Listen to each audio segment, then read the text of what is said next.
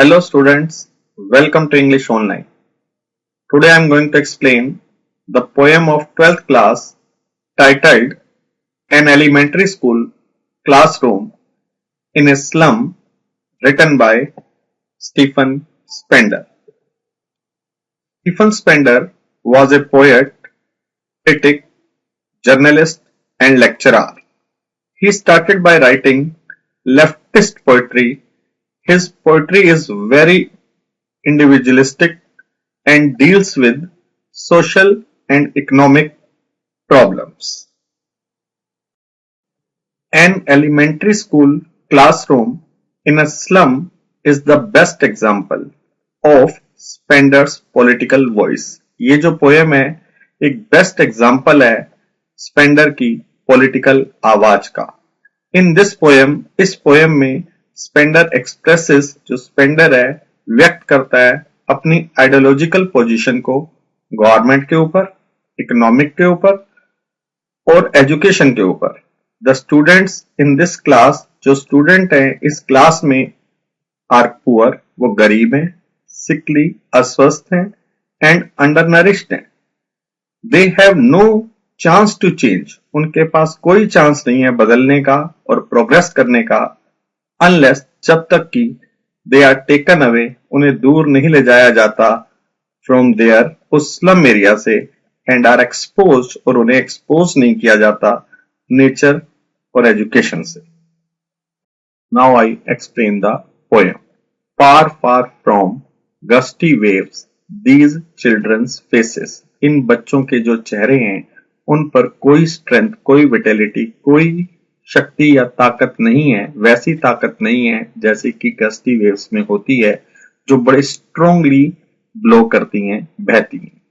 Like rootless weeds, जैसे कि बिना जड़ों के घास होती है, अनवांटेड ग्रास होती है, वैसे ही इनके जो हेयर है टॉर्न अराउंड, बिखरे पड़े हैं, देयर पैलर पर, इनके पीले चेहरों पर, ऐसे पीले चेहरों पर जिनमें जान नहीं है. क्लास में क्या है? द टॉल गर्ल, एक लंबी सी लड़की, with her weight down head, अपने सिर का वजन नीचे डालकर बैठी हुई है. वेट डाउन मीन्स सर झुका हुआ है, bend down due to depression, उदासी के कारण, एंड बर्डन ऑफ पॉवर्टी, और गरीबी के बर्डन के कारण उसने सिर नीचे झुका रखा है. एक क्लास में और लड़का बैठा है. द पेपर सीमिंग बॉय, इतना पतला कागज जैसा दिखने वाला लड़का एक क्लास में बैठा हुआ है. विद रैट्स आई, उसकी जो आंखें हैं वो रैट जैसी हैं. रैट की जो आंखें हैं किसको रिप्रेजेंट करती हैं? हंगर को, भूख को, जैसे उसे पेट भरकर कभी खाना नहीं मिला. एक और लड़का बैठा है. द स्टंटेड, जो अनडेवलप्ड है, जैसे उसका विकास ही नहीं हुआ. अनलक्की, बदकिस्मत, एयर है, वारिस है. किसका वारिस है? ट्विस्टेड बोन्स का, मुड़ी हुई हड्डियों का. रिसाइट कर रहा है. रिसाइट मीन्स रिपीट कर रहा है. किस चीज को रिपीट कर रहा है? फादर के नाइड डिजीज को. फादर को जो उसके बीमारी थी उसको विरासत में वही मिली है, इसीलिए उसे क्या कहा गया है? एक अनलक्की, बदकिस्मत, एयर, वारिस है, क्योंकि उसको अपने फादर से हेरिडिटी में बीमारी मिली है. वो अपना लेसन पढ़ रहा है अपने डेस्क से. At the back of the dim class, और वो जो क्लास है डिम क्लास है, जिसमें पूरी रोशनी भी नहीं है, उसकी बैक में वन अननोटेड, जिसको किसी ने नोट नहीं किया, स्वीट एंड यंग बॉय बैठा है. हिज आईज, उसकी जो आंखें हैं, लिव इन ए ड्रीम, वो सपनों में ही खोई हुई हैं.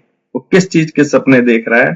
स्क्विरल गेम्स के, गिलहरी के गेम के सपनों में स्क्विरल को देख रहा है. इन ट्री रूम में, जो रूम में है, जो ट्री में होल बना होता है, उसमें वो गिलहरी है. अदर देन दिस, उसका ध्यान इस क्लास में नहीं है जिस क्लास में वो बैठा हुआ है. तो फर्स्ट स्टैंजा में जो पोएट है हमें डिस्क्राइब करता है उन चिल्ड्रन को जो उस स्लम एरिया की क्लास में बैठे हुए हैं. तो अब हम सेकंड स्टैंजा को देखते हैं. सेकंड स्टैंजा में क्या है? उन सार टीम वॉल्स, उन गंदी पीली दीवारों पर क्लास की.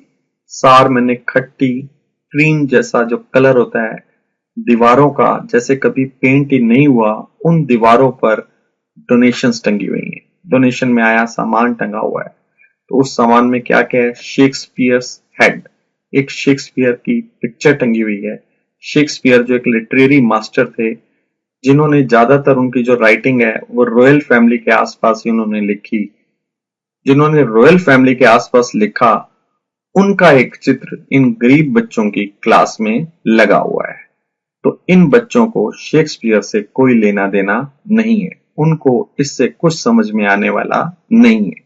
दूसरा क्या है? क्लाउडलेस एट डॉन, एक डॉन का मॉर्निंग का सीन लगा हुआ है, बिना क्लाउड के बिल्कुल क्लियर सीन सुबह का क्लास में लगा हुआ है।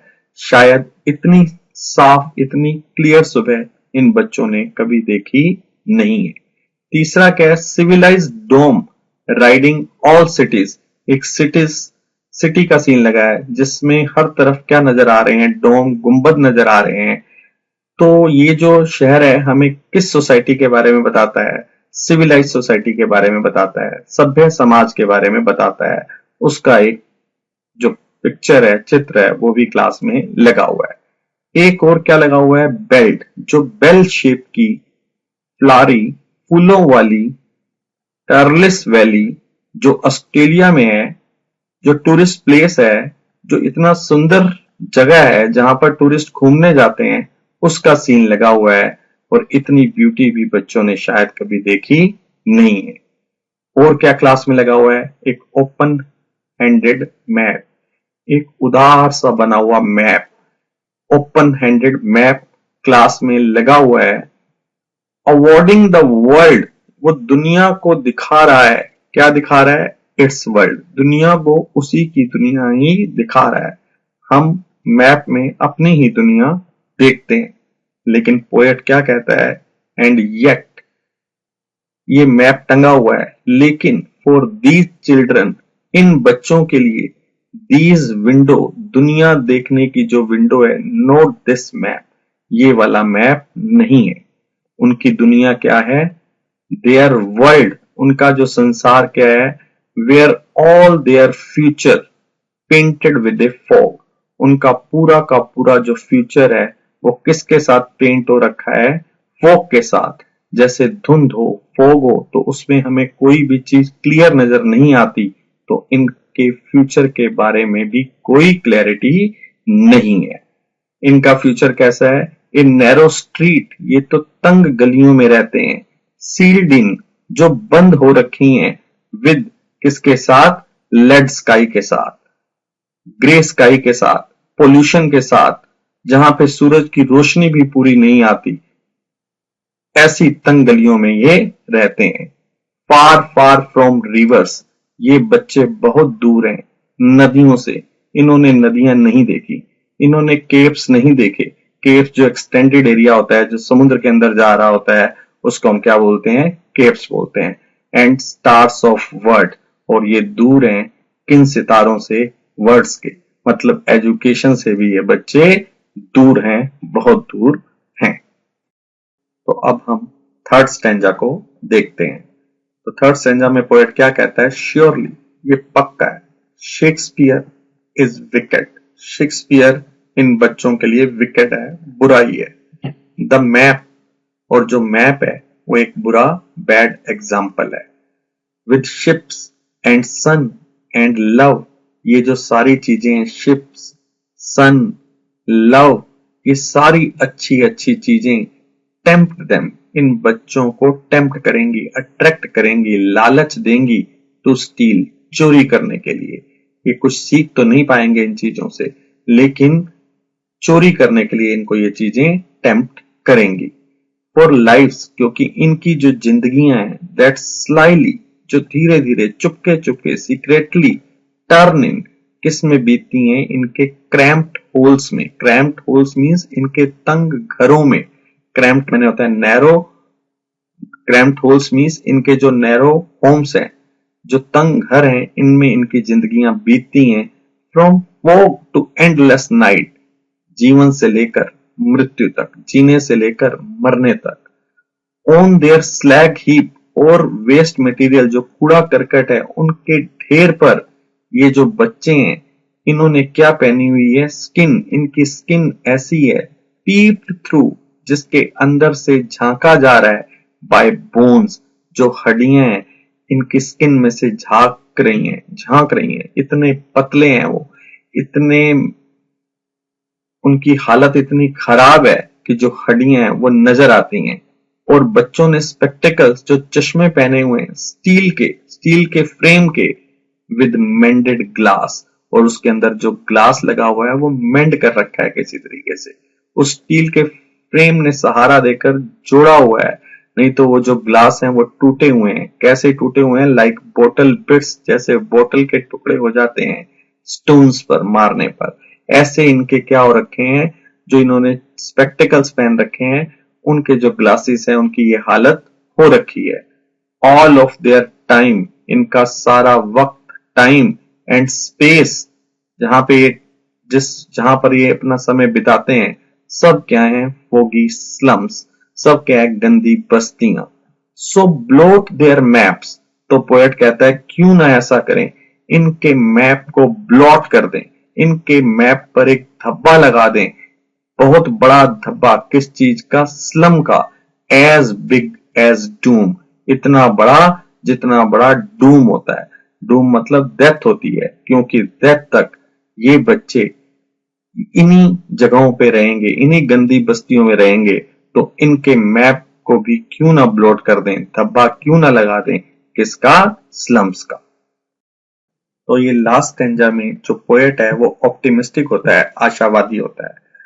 वो क्या कहता है? स्थिति को, हालात को तब तक बदला नहीं जा सकता जब तक कि गवर्नर, इंस्पेक्टर, विजिटर या कोई visitor, this map becomes their window, ये जो मैप है जो क्लास में लगा हुआ है उसी को दुनिया देखने की विंडो बना दे इन बच्चों के लिए, इन स्लम चिल्ड्रन के लिए।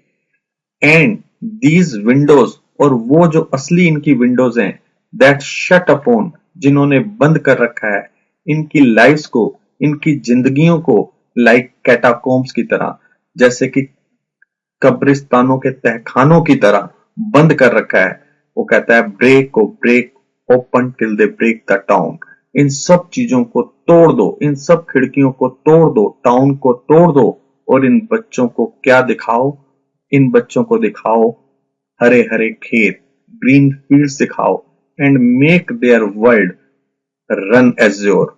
फिर इनको नीले आसमान के नीचे, एज्योर ब्लू कलर को रेफर करता है, ब्लू स्काई को रेफर करता है, तो इनको नीले आसमान के नीचे भागने दो, इनको फ्रीडम दो और इनको भागने दो उन गोल्ड सैंड्स पर, गोल्डन रेत पर जो समुद्र के किनारे होती है। And let their tongues run naked, फिर इनकी जो टंग है उसको चलने दो, इनको अपने आप को एक्सप्रेस करने दो, इनकी जीभ को फ्रीली चलने दो। किसमें? इनटू बुक्स, किताबों में। The white and green leaves open, white refer करता है बुक्स को, बुक्स के पन्नों को, और जो ग्रीन है वो ग्रीनरी को रेफर करता है। तो ग्रीनरी में जाकर इनको किताबें पढ़ने दो। हिस्ट्री देयर्स, हिस्ट्री उन्हीं की होती है। Only those people are able to make history whose language is the sun, जिनकी लैंग्वेज में क्या होती है? पावर होती है। अगर इनकी लैंग्वेज में पावर देनी है तो इनको इन स्लम एरिया से बाहर ले जाओ और बाहर की दुनिया दिखाओ, यही इनके लिए ठीक रहेगा। और लास्ट स्टेंजा में ऐसे पोएट उनके लिए ऑप्टिमिस्टिक होता है। तो यहीं पे स्टूडेंट्स ये पोयम एंड होती है। Thank you.